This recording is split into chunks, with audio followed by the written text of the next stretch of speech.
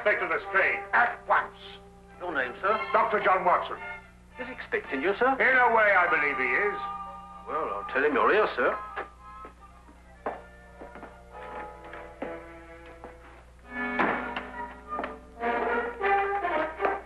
You can go in, sir. Dr. Watson, I didn't expect to have the pleasure of seeing you again so soon. Will you kindly read that? What is it? Read it. Oh. Yes, sir. Oh. I think it's disgraceful, sir. Absolutely disgraceful. Yes, and I'm glad you're here so that I can tell it to you personally.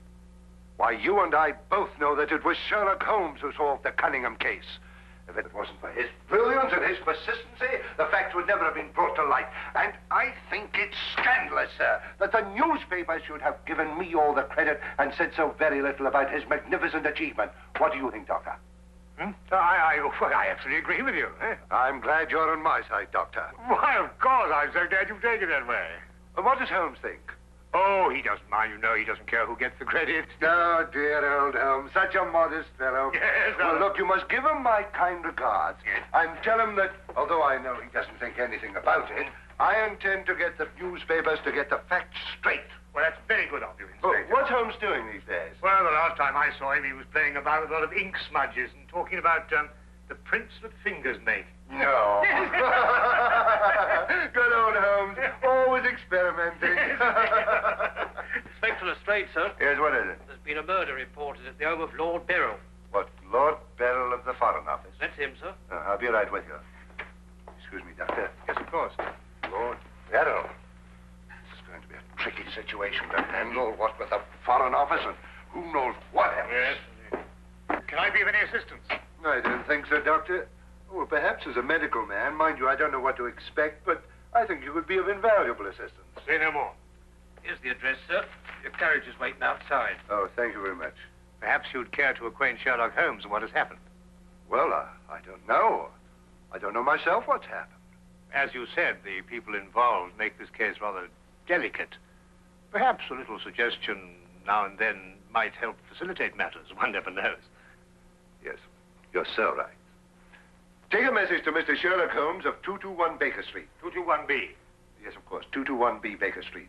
Tell him what has happened and drive him to Lord Beryl's residence. Yes, sir. And tell him Dr. John Watson is already there. The flat's the first floor up. Yes, sir. Very good, sir.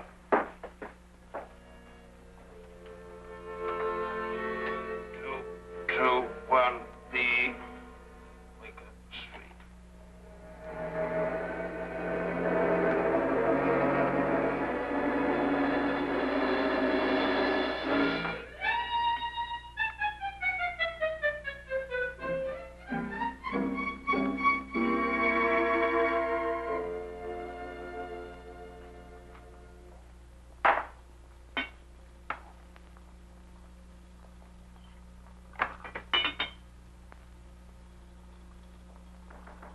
Come in.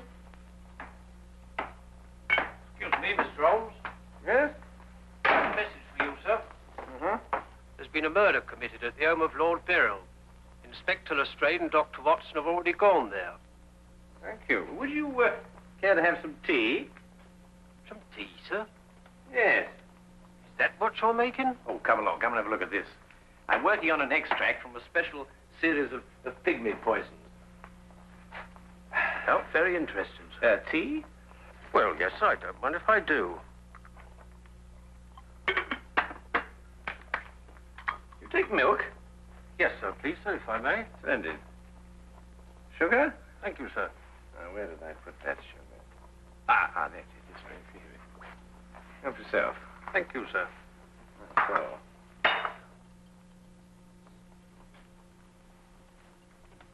What's this you're doing here, sir? Well, I believe that certain poisons, if taken in the correct doses, can actually have beneficial rather than fatal effects. Now, that's very interesting, sir. Yes, it is, isn't it? And what's all this over here, sir? Oh, that? Oh, those are some tropical leaves. They were sent to me by a friend of mine who hunts in that part of the country. The essence, you see, passes through this tube, down here and across the table, and is condensed in that retort there. And what's that stuff in the bottom there? That's lime. That acts as a catalytic agent to combine the essence of the leaves with a dark, tar-like substance, which you can see at the bottom.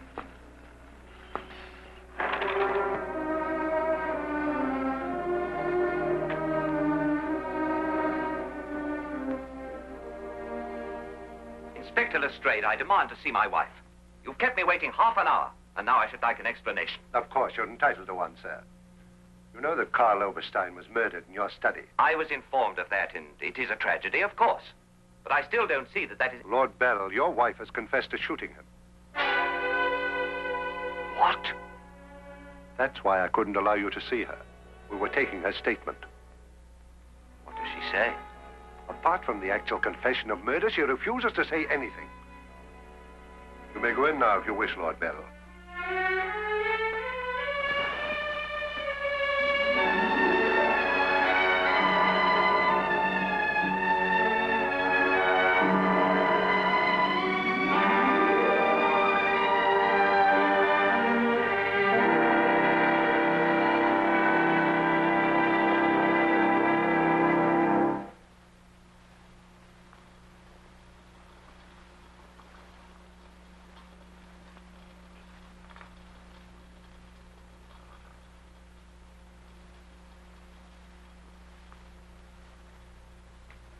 What's that you're putting in now, sir? Well, it's a form of acid dye. Yeah. That's all right. Oh, where have you two been all the afternoon? Didn't the sergeant tell you? Oh, yes, I remember. There was a murder somewhere. Was it interesting? No, Mr. Doyle. Uh-huh. Well, Straight coming up whiskey and soda. Whiskey and soda, Lestrade. No, I'll be off duty in 5 minutes. Yes, I think that'd be all right. Neat for me. Well, sit down if you can find yourself a place. There you go. yes, well, I think we can leave that to Doyle for a little while now. Now, gentlemen, what's the problem? Who was murdered? A man named Carl Oberstein. Oberstein. Oberstein. Oh, yes, I remember. An Austrian chap. He was originally, but of course, for a number of years, he's been a freelance agent. Mm-hmm. Buying and selling anything he can get his hands on, eh? But his hands in a bit too much this time. Lady Beryl shot him. Holt Smith, 38. Oh, really? It was a nasty bit then. I examined the body before it was removed. Entire back of the head gone. Instantaneous death, of course. Did you find the bullet? No, the police surgeon will do that. It hadn't come out. Yes, and that shot in the back of the head removes any possible chance Lady Beryl may have had of claiming self-defense. You're off duty now, aren't you, Wilkins? Yes, sir. You may go home. Thank you, sir. It's been a pleasure working for you this afternoon, Mr. Holmes. I'd like to know how it all turns out. I'll let you know. Thank you, sir. Good afternoon, sir. I feel sorry for Lord Beryl. There'll be quite a scandal when this appears in the papers. Yes, it certainly will be. I wonder why Lady Beryl lied to you. What nationality was Lady Beryl originally? Well, she was born in Austria, although she was brought up in America. She's been here in England for the past 5 years, since her marriage, you know. It's a shame a woman like her has to remain in prison. Still, she might decide to tell you...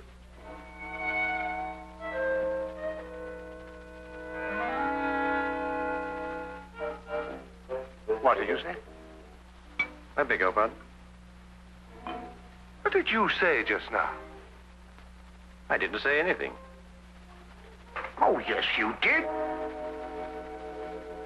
You said, I wonder why Lady Beryl lied to you. Oh, that. Yes, what did you mean? Nothing, except, of course, that Lady Beryl didn't shoot this chap Oberstein at all.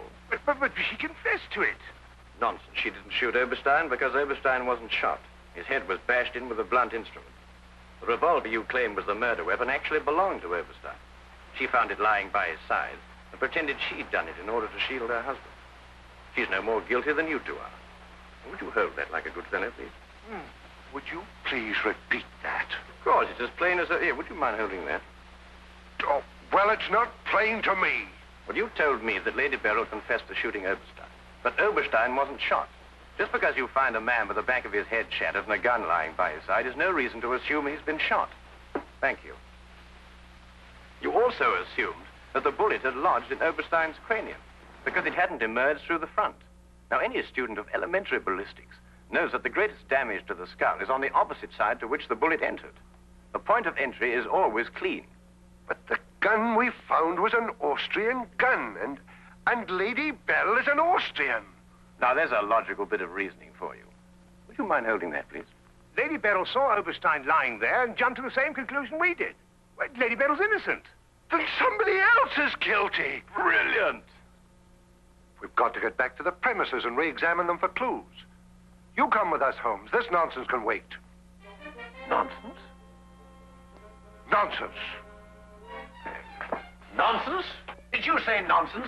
I'll have you know, Inspector Lestrade, that if the law enforcement agencies of this country were a little, an infinitesimal amount more advanced than ancient Neolithic man, I would not have to be doing the basic research work that will in time benefit police bureaus throughout the earth. You may have a point, Mr. Holmes. A point? The only point is human, of which there is a paucity in the halls of our defense of the public. So do you really think? I certainly do think so, and I'll tell you a few other things.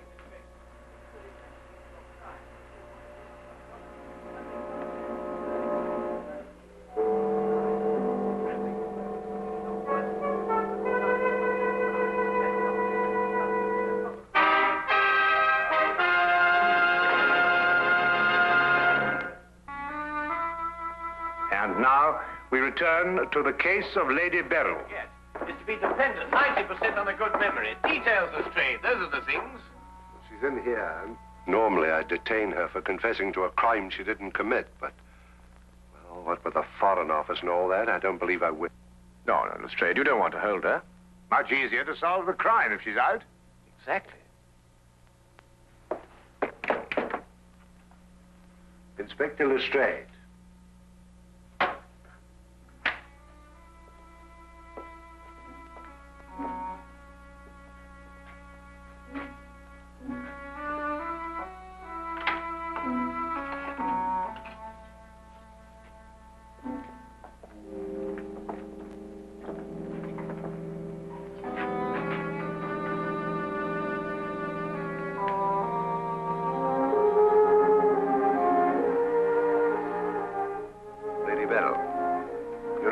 We're releasing you. So I understand. Do you know why? No. We've been able to prove that you didn't commit this murder you confessed to. I see. We would, however, like an explanation as to why you confessed to this crime.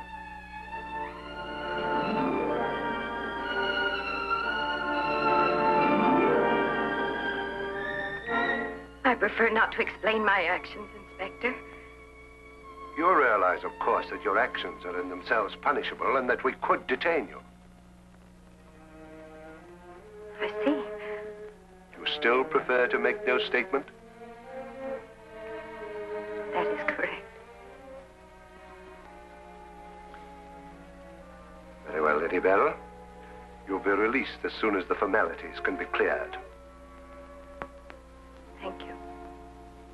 Human beings lie to gain, to cover, or to protect.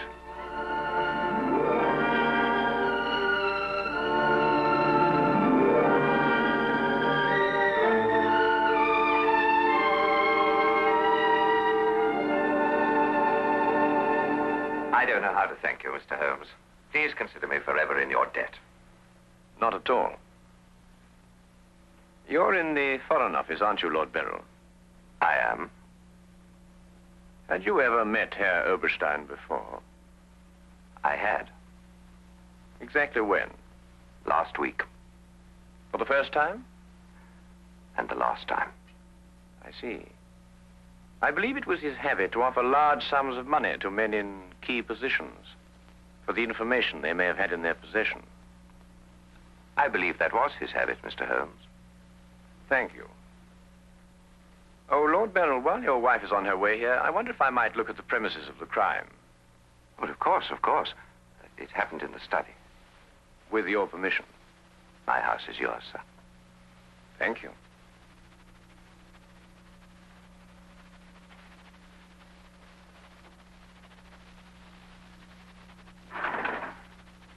Well, now, let me see.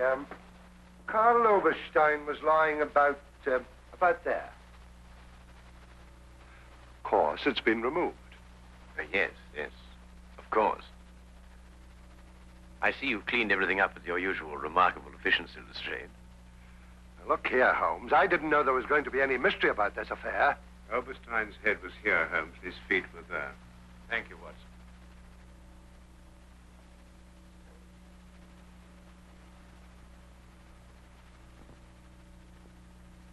Where was the gun lying? To the left of the body.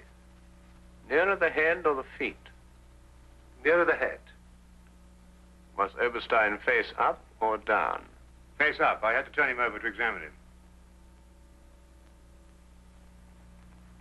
Has there been any effort made to gain forceful entry into the house? No, none was reported. What? Lord Beryl, do you use glasses when you read? Yes, I do. These? Are they your only pair? Yes. Who first discovered the body? I believe my secretary. Is he here? Yes. I'll call him. Thank you.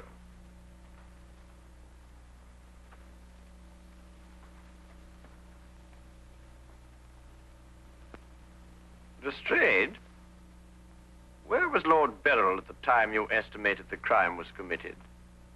He'd been at a meeting with high government officials all day. Oh, good. Why did you ask about the glasses, Holmes? It's because Lord Beryl wears glasses when he reads. But Lady Beryl confessed to a crime she didn't commit. What? This is my secretary, Mr. Ross. You met Inspector Lestrade and Dr. Watson. This gentleman is Mr. Sherlock Holmes. How do you do? I understand it's through your efforts that Lady Beryl was returning home. Partially through my efforts. I wonder if I could impose upon you, Mr. Ross. Of course, sir. Would you mind taking these sheets of paper and roughly outline the position in which you discovered the body? Outline it in scraps of paper. If you would be so kind. Why, of course. What's the purpose of that? How many men have you on the premises, Lestrade? 2 outside. Why? Oh, good. I wonder if you'd mind taking them into the garden behind this window and making a thorough search of the premises for a radius of 30 feet. Looking for what? Anything that doesn't belong in a garden. Are you serious, Holmes? Completely.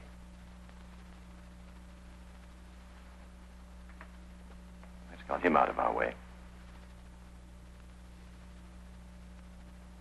Have you examined your safe, Lord Beryl? I have, Mr. Holmes. All my papers are intact. Excellent. Does Mr. Ross have the combination to your safe? Yes? There's been no question of robbery. Of course not, Ross. One must ask these questions in an investigation. Of course. Good afternoon, Lady Beryl. My darling. How are you? I'm all right, George. Quite all right. You must rest. This experience must have been horrible for you. It's all right. It didn't last long enough to be too difficult. I don't know how, but Holmes has solved the entire thing. Has he really? Not entirely, Lady Beryl. Not yet. Do you expect to? I can only hope to. Mr. Holmes, if there's anything I can do to help. If it would not be too much of an imposition, Lady Beryl, I would like you to retake the position in which Mr. Ross discovered you when he entered the room. Mr. Holmes, my wife has had a harrowing experience. Please consider her nerves at this point. You're forgetting, Lord Beryl, that your wife confessed to a crime she didn't commit.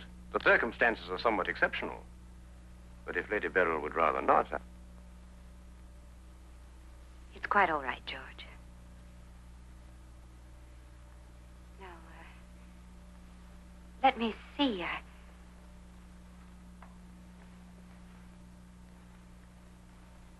I was standing here. Exactly there? I believe so. Mr. Ross, are you quite certain that that is the position in which Lady Beryl was standing? Well, if you'll pardon my saying so, Lady Beryl, Just for the sake of accuracy, you understand. I believe you were standing just a bit further to your left. A little to your left, Lady Beryl. Like that? Yes, I'd say right there. Good. Now, Lady Beryl had a revolver in her hand. Mr. Holmes. That is correct. In which hand? My right hand. Mr. Ross? That's right. Lady Beryl's right hand. Lord Beryl, do you happen to have a revolver in the house? Yes, I have. May I have it? I'm not going to ask my wife to... Yes, I am. If your wife has no objection. Of course she has objections. I have no objections, Mr. Holmes.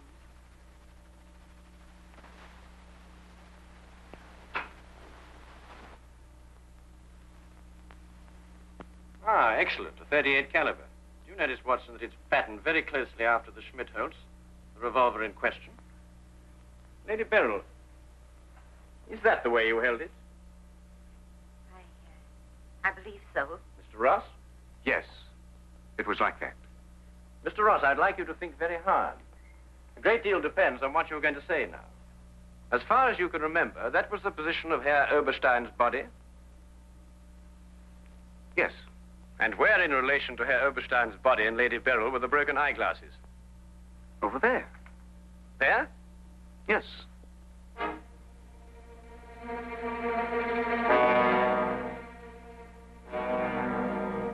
Watson, were there any glasses on the floor when you found the body? Absolutely not. You're positive? Positive. That's right. I didn't know what I was saying. There were no glasses on the floor at all. There weren't any glasses on the floor when you found Lady Beryl bending over the body. But there were when you sent Herr Oberstein crashing to the ground.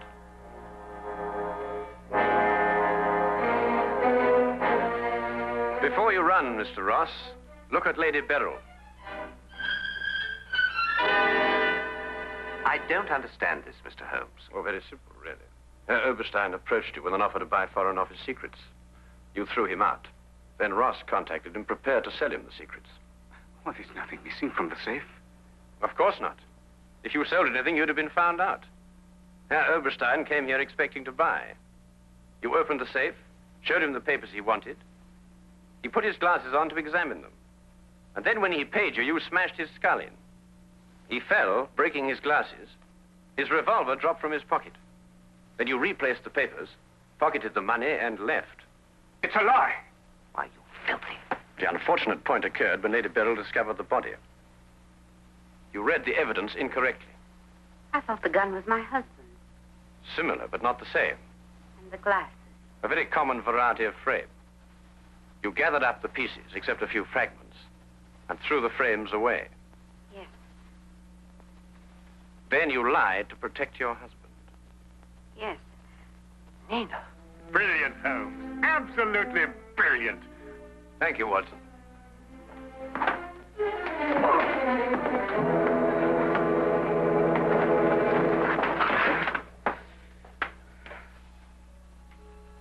My humble and very grateful thanks, Mr. Holmes. It's been a pleasure to help so brave and noble a woman. I'm still not quite certain what's happened, but I know we shall both be forever indebted to you. I've searched the whole garden, Holmes. Couldn't find anything but this old pair of glasses. They're broken at that. Really? Mr. Holmes has solved the entire case, Inspector. He has? How? By the little things, Lestrade. The little things that one must remember. The little things that make the difference between success and disaster. One must never forget that the difference between... Good heavens. Watson! What is it, Holmes? I left the gas on under the experiment. All Baker Street will be blown up. Holmes, I turned it off. Stay, hold that.